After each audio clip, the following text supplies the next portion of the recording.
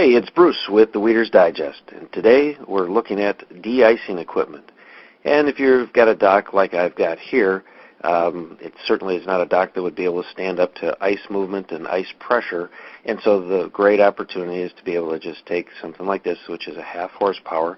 It has a prop, and so it's able to move water and clear an area around up to 50 feet across, and that's very dependent upon a lot of different factors, as you might imagine. It depends upon the flow, depends upon the rate of the water temperature, surface temperature, all those type of things. And ultimately, we can give you the advice you need, but it's the depth of the surrounding water, obstructions in the water, and the geographic location.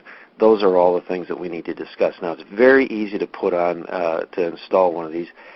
In this case, I'm simply putting a rope on each end of the area that I want to keep open on the dock post, and then simply dropping it into the water. And you can see that this is just a half horsepower. We sell them a half up to 1 horsepower, 2 horsepower. We have a lot of options when it comes to our de-icers and a number of different brands. But this is not where you would ever want to have that kind of flow, and the reason is that although that kind of flow activity would certainly keep the water open in that area, ultimately what you do is be as low in the water as you can so that you can, close to the bottom where the earth is warming up that water down there, and you're driving that water upward to be able to keep and eat the ice. And it'll literally eat the ice, and you get the other option is to have it a horizontal flow, and we'll look at some options there.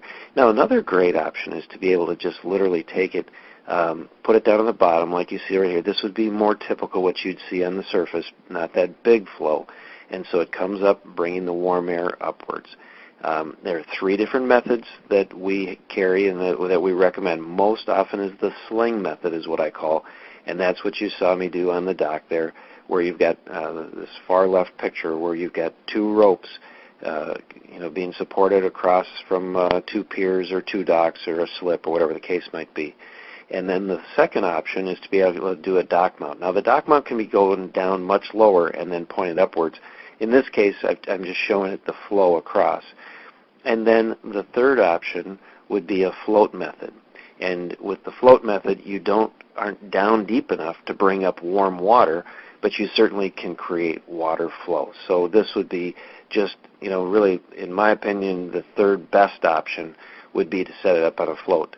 Now, another thing that people do is they will actually mount this down at the bottom where that lake is not going to freeze, and they'll simply turn it on only in the spring when the ice might start to move, and they let it freeze in the wintertime and then just turn it on just only at that point.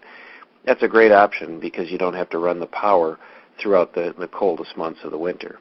Now, one of the other options is in a case like this, you don't want to have to use power throughout this whole season, so we carry a thermostat that will actually turn it on at a certain point of temperature. So you might set it at 28 degrees, so every time it reaches 28 degrees, it will turn on. That's a very inexpensive way to do it. And these are just showing the applications like where a waterfowl might go in the top photo there, otherwise typical docks and typical marina setups.